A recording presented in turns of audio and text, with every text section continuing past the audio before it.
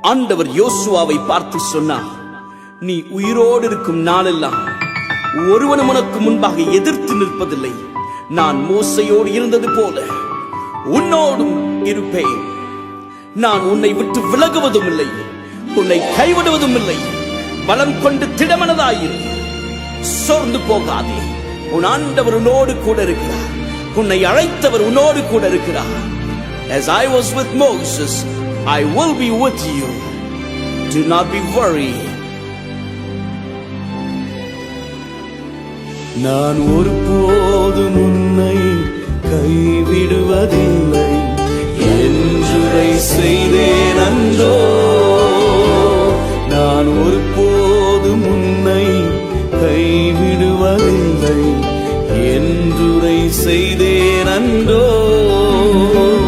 கடலாழத்திலும் அக்கினி சூளையிலும் உன்னை காத்திடும் பலமானன்றோ.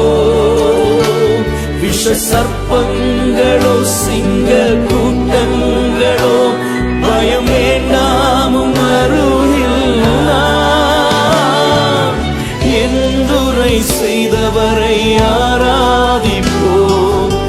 ஆவியின் ஆராதனை.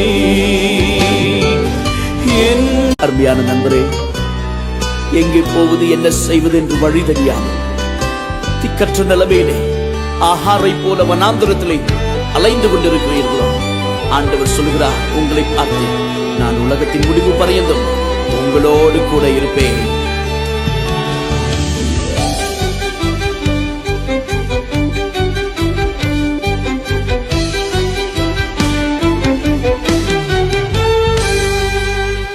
ஆறுதல் தர ஒரு வார்த்தை இல்லை, என்ன வந்தாலும் பயமே இல்லை.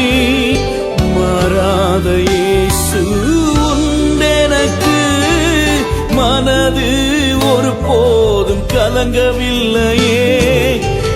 ஏழை எனக்கு அடைக்கலமே, அவர் புயலில் என் கண்மலையே.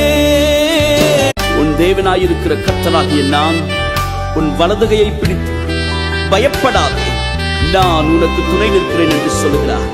யாக்கோப் என்னும் சிறு பூச்சியே, இஸ்ரவேலின் சிறு கூட்டமே, பயப்படாதே, நான் உனக்கு துணை நிற்கிறேன் என்று சேனைகளின் கர்த்தர் சொல்லுகிறார். அவர் நெறிந்த நாணலை முறியாமலும் மங்கி எரிகின்றதான திரியை அணையாமலும் இருக்கிற தெய்வம். அவர் உன்னோடு கூட இருக்கிறார். உன் வாழ்க்கையில் அற்புதம் நிச்சயம். Receive your miracle. சோர்ந்து போகாதீங்க, அப்பா உங்களோடு கூட இருக்கிறார். நிந்தைகள் உன்னை சூழ்கின்றதோ, தம் கரங்கள் என்றும் உயர்ந்திடுமே. நல்வசனத்தின் வல்லமையாய் வல்லவரின் சமூகம் நிறைந்திடுமே. எலியாவின் தேவன் எங்கே என்ற அற்புதம்